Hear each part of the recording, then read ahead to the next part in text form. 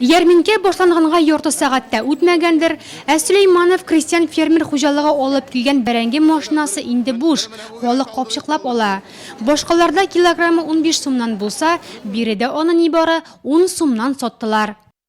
100 рублей ведро получай. Бәрәңгенең чиләге 100 сумнан чыга. Базарда шактый кыйммәт бит. 4 капчык алдым. Ярминкәдә барысы да бар, бәяләре дә түбән. Оештыручыларга рәхмәт әйтәсем килә.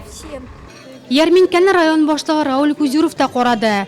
Бәяләр һәм ассортимент белән танышып, үз күрсәтмәләрен бирде. Бу Нурлатта беренче көзге ярминкә. Районыбызның барлык авыл җилекләре, шәхси ярдәмче хуҗалыклар, фермерлар барлыгы 60лап сәүдә ноктасы эшләде.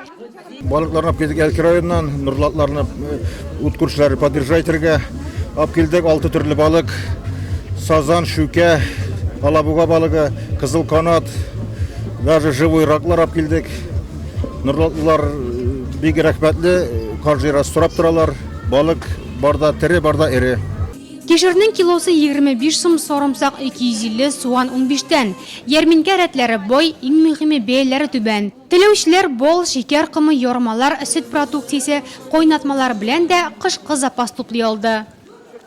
İt aldık, şehri sundan bir heybet ileri Allah'a şükür. İnsan savaşarga gına bulsun. Bir heybet. Halka şu ayıştırıp satkaçtım, bir zor rahmet. Pisukka küzüm tıştı, kilası 40 kına sum alıp kaytalmayım endi. Бу елгы ярминкәдә ит сатучылар аеруча күп иде. Якушкинлылар куян ит алып килгән. Берсе 650 сумга төшә. Сыер ите 280-нән, тавык казлар 350 сумнан.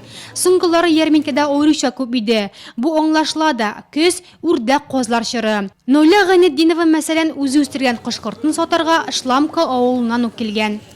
Казларып килдем, үзәкләр, тавыклармы ди, замашны үзе үстергәннәр. Казлар 1400 була. Кило каз чыга. Тавык инде 2 кило булса 700 була. 250 белән. Казның ише башы 250 белән. Оештыручылар сүзенә караганда киләсе авыл хуҗалыгы ярминкәсе 1 октябрьдә узачак. Бу вакыт эченә Нурлатлар үзләренә базарныкыннан түбән булган бәяләр белән яшелчә һәм башка төр азык-төлек юнәлтеп, кышка җитәрлек запас әзерләп калырга өметләнә.